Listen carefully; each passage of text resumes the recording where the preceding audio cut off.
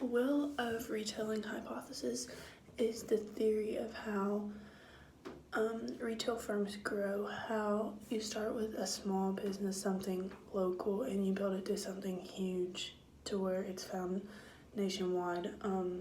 We see this a lot with Pier 1. They started as a small business in San Mateo, California, and from there they're huge now and well known all over the country and all over the world.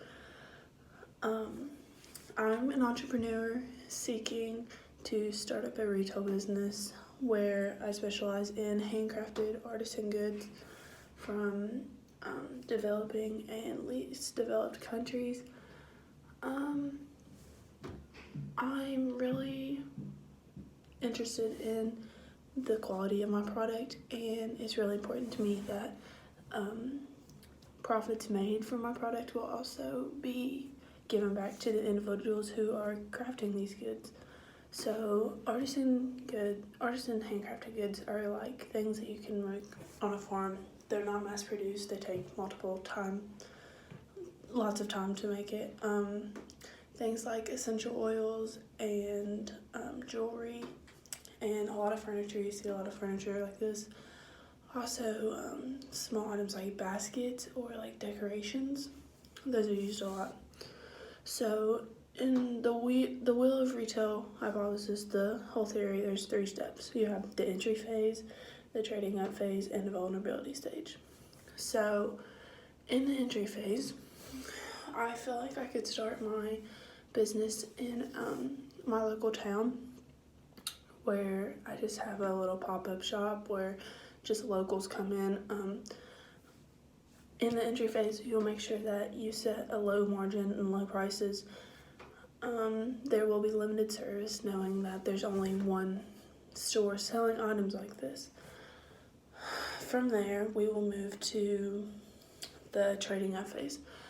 This is where we'll start to increase our prices to kind of match what their true worth is, and we'll also start branching out, making more facilities in different towns, probably not states yet since it's still kind of moderate, and maybe even add more features to the products, more well-known products, more just to give them more quality, really to just show that our brand is becoming more, that we're trying to better ourselves. And then last, you have the vulnerability stage.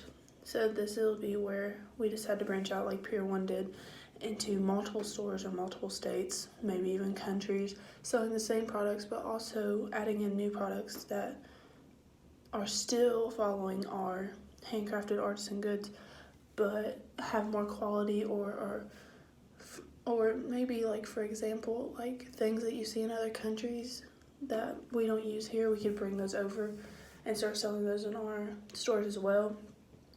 And then from there, we will make sure we increase prices. This is where you start thinking about your competitors and about what they're charging for the same products you are, and if your quality is higher than their quality, because if your quality matches their quality, then you can charge the same price, and if your quality is better than theirs, then you can even increase your prices.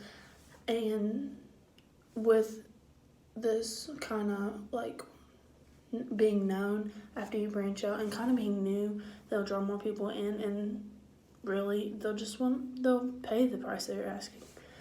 After that, your company will pretty much seem luxurious, and your services will also increase. So like with new locations, you have new jobs. So you have new people coming in. You need to make sure that the service that they're providing matches the service that you're getting in every store. This will help you really build your brand up, and it really just gets you to the last vulnerability phase, where you're really just starting to match other competitors. You're starting to make the same profits as them. Your profits are starting to outweigh your cost, and really that's when your product is really at its peak, or your business at this point. But yeah, that's how I would sell my artisan handcrafted goods using the will of retelling hypothesis.